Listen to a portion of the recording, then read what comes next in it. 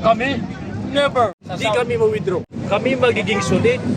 Napakatanga namin. Puro history yung bahay namin sa Marawi. Nasunog, nasira. Hindi man binayaran tapos baka Duterte pa kami. Ano yun? Bilang kami Muslim, susuportahan namin si Bibi Marcos. Yung mga nagdamit kami. Kami? Never.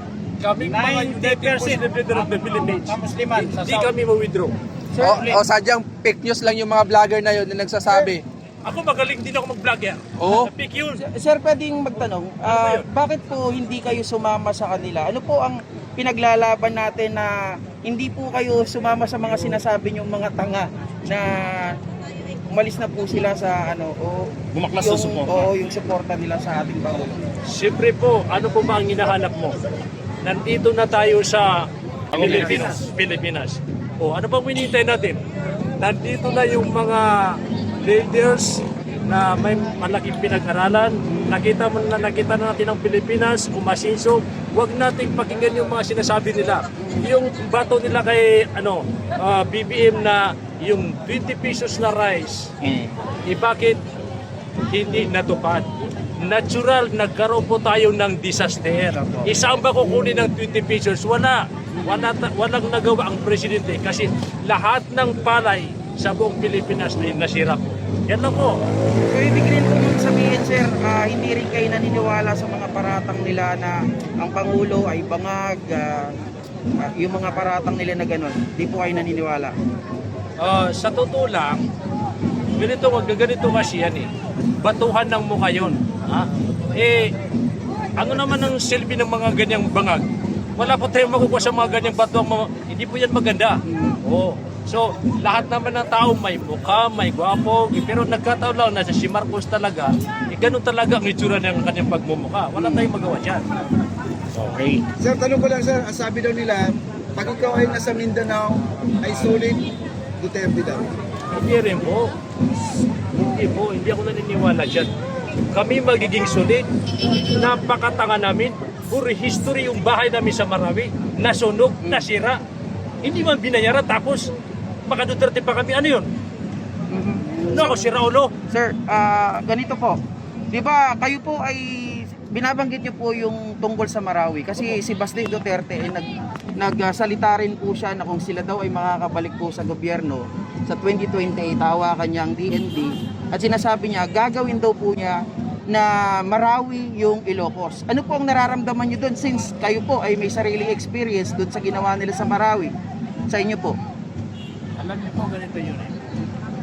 Sa katotohanan, hindi po ako naniwala dyan. Ganito kasi yun. Ang Marawi City, kung totoo, gumanda yung kalahati sa Marawi City. Pero alin ba ang importante? Yung gumanda, yung pahirapan mo yung maraming tao. Alam mo sa totoo lang, noong masira ang Marawi, maraming mga dukha ang yumaman. At maraming mga mayayaman, maraming mga dukha naging mayaman. Ganun lang yung parang nagbalitan.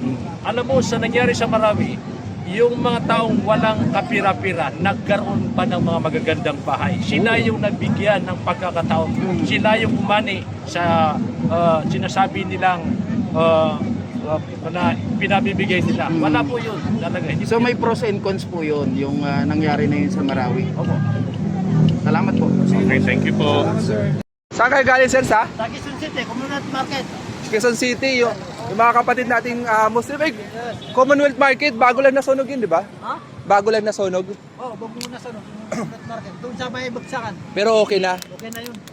Kasi pumunta kami doon, namigay kami ng bigas kasama yung vendors party list. Doon sa Commonwealth Market. Kasama si Boy Nita, yung may-ari.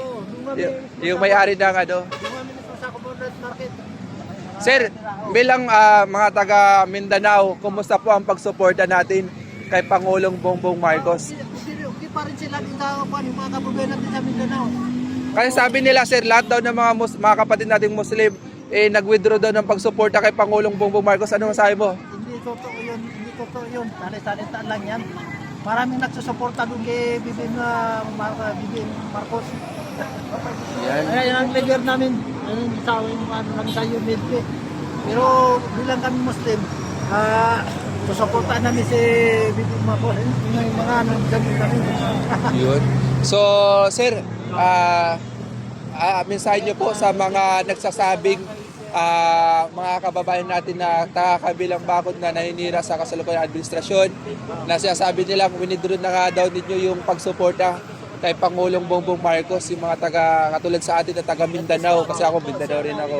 So sabi nila winidraw daw natin ang suporta natin kay Pangulong Bongbong Marcos. Anong masabi mo sa kanila, mensahe sa kanila? Ay, yung mga kababayan mo dyan sa Mindanao, kailangan suportahan natin si BBM Junior Marcos. Dahil nakita natin ang tulong niya sa atin.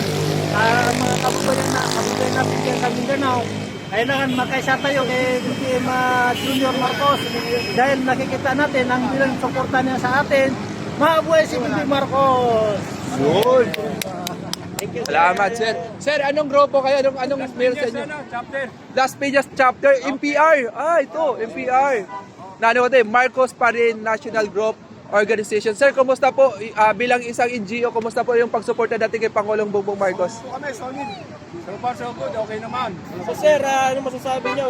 May mga nagsasabi na ang nandito daw binayaran para pupunta rito. Wala ako, napasahe pa nga kami. Ay, Kami, mula doon, nandito. Ayan mga DDS sa San yan.